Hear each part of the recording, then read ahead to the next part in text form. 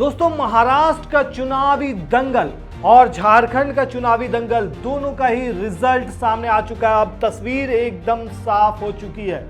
जहां एक तरफ महाराष्ट्र के अंदर बीजेपी लीड कर रही है। बीजेपी इसलिए कह रहा हूं, महायुति इसलिए नहीं, क्योंकि बीजेपी 125 से ज्यादा सीटों पर जीत दर्ज करती हुई नजर आ रही है। वहीं दूसरी तरफ महाराष्ट्र में इंडिया गठबंधन का परचम लहरा रहा है। तो इन्हीं सब के बीच में सबसे बड़ी खबर जो नजर आ रही है वो ये है कि सौरभ भास्कर ने ईवीएम के ऊपर सवाल उठाया, और ये सवाल उठाना उनको एक तरह से कह सकते हैं भारी पड़ी, क्योंकि ट्रोलर्स ने उनको इतने भद्दे भद्दे कमेंट किए हैं कि आपके सामने वो कमेंट बोला भी नहीं जा सकता। चलिए पहले मैं आपको उनका ट्वीट दिखाता हूं। उन्होंने ईवीएम पर आरोप लगाते हुए लिखा कि पूरा दिन वोट होने के बावजूद ईवीएम मशीन 99% कैसे चार्ज हो सकती है, इलेक्शन कमीशन जवाब दे। उन्होंने ईसीआई को भी टैग किया और ईसीआई के स्पोक पर्सन को भी टैग किया। अनुशक्ति नगर विधानसभा में जैसे ही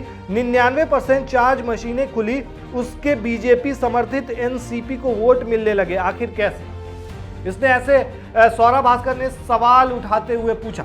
दरअसल सौरभ भास्कर के जो पति हैं फहद अहमद, वो अनुशक्ति नगर से चुनाव लड़ रहे हैं, लेकिन चुनाव अपनी जगह पे। और दूसरी बात कि हारने के बाद जब कोई कैंडिडेट हारता है, चाहे वो बीजेपी का हो या फिर एनसीपी का हो या फिर कांग्रेस का, तो वो ईवीएम पर ठिकरा फूटना ही लाजमी है, वो फूटता ही है, वो अपनी जगह। लेकिन इस पे सबसे जो ताज्जुब वाली बात है, इस पे लोगों के जो कमेंट आ रहे हैं वो उनकी मानसिकता को दर्शा रहे हैं। दरअसल इस पे जो बहुत सारे कमेंट ऐसे आ रहे हैं जो कहने के लायक नहीं है और बहुत ज्यादा ट्रोल किया जा रहा है एक तरह से।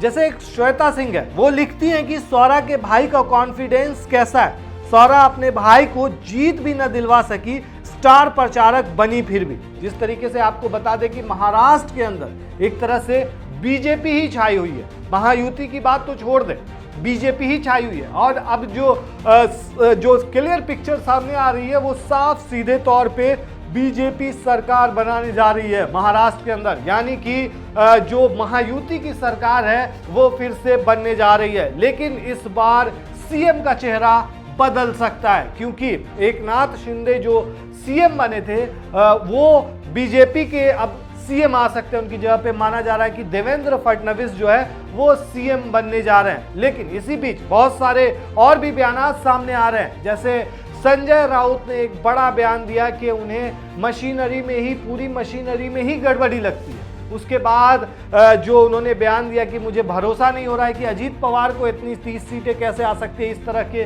वो बयान दे रहे हैं। तो कहीं ना कहीं एक तरह से वो भी ईवीएम पर ठिकरा फोड़ रहे हैं। और सौरभ भास्कर ने भी इसी तरह की बातें कही है। लेकिन जिस तरह के कमेंट सेक्शन में उनके कमेंट आ रहे हैं, जिस तरह से उन्हें ट्रोल किया जा रहा है, वो अपने आप में सोचने का विषय है दोस्तों। क्योंकि हार जीत अपनी जगह पे, लेकिन जो ट्रोल कर रहे हैं वो ऐसी बातें लिख रहे हैं कि उनकी मानसिकता को ये दर्शाता है कि वो कैसे ऐसे अपने विचार को व्यक्त कर रहे हैं और अपनी मानसिकता को दिखा रहे हैं। ऐसा नहीं होना चाहिए।